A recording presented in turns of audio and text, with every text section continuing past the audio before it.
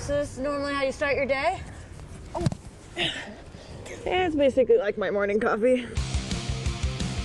In the world of mixed martial arts, several words come to mind: strength, strategy, and sheer brutal force. But for the elite athletes in this sport, stepping into the cage is just another day at the office. And for UFC Bantamweight Champion Miesha Tate, who recently snatched the belt from Holly Holm, it's a profession she takes very seriously.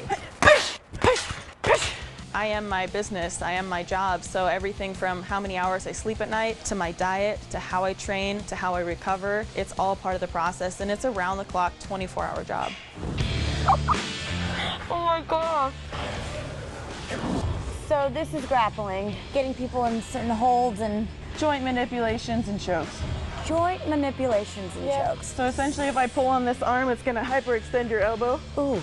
Have you ever broken anybody's elbow? No, but I've broken their face. My record as a professional is 17-5. I had 6 amateur fights, and before that, I was really only ever, I think, in 1 street fight, and I was like in 3rd grade, and I beat up a little boy, so.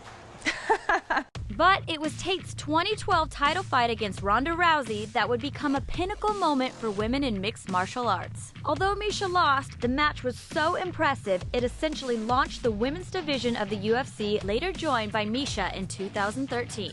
What else is there in UFC besides grappling? Wrestling, obviously kickboxing, boxing is the part that happens on the feet. So should we move to some wrestling then? I think so, yeah. Oh God, I'm nervous. Tate is known for her expertise in wrestling and jiu-jitsu. So for a look into a typical day's work for Miesha, we're starting from the ground up with the double leg takedown. So we're gonna reach with our back hand, we're gonna push the head off balance. Yeah. Then we're gonna do our penetration step here, and we're gonna grab both legs, and my head's gonna be on your rib cage. I'm pushing you, and I'm blocking this so you can't hop. Yeah. And then that's what causes you to go down. And run that way, there you go, there you go. Nice. You even got a little flair on it, that was good. So how much of your job is actually training versus fighting? I would say 95% of this is done in the gym. I mean, it's not just physical training, there's mental training as well. So right now I'm visualizing me getting those punches in there, landing that knockout punch, doing whatever I need to do to get that victory. You know, it's hand-to-hand combat. Is that scary? It is scary, but I think that's what's fun about it. Being inside the cage during a fight is unlike anything you'll ever experience unless you actually do it for yourself, because you know that once that cage door closes, that person standing across from you is coming for you.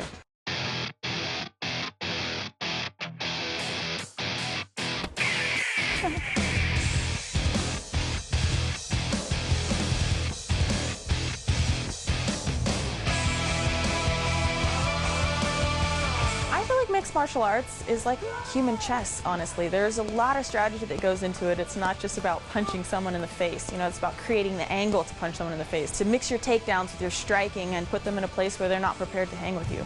Oh, okay. Tap it out. Tap it out. Oh my God. I cannot believe that is a day of your life, that this is your office and this is what you do. Actually, that's only half a day of my life. Sweet baby Jesus. Perfecting her technique for the octagon is only part of Miesha's daily grind. The other, perhaps more grueling part, is strength and conditioning. We do that for an hour straight. It's not usually my workout regimen. It's twice a day, every day. Usually the second practice is a little bit harder than the first practice, so you really got to gear up and get mentally in the right place for that. Oh, it's got to be heavy for you though, right? No, I'm just warming up. Yeah, me too.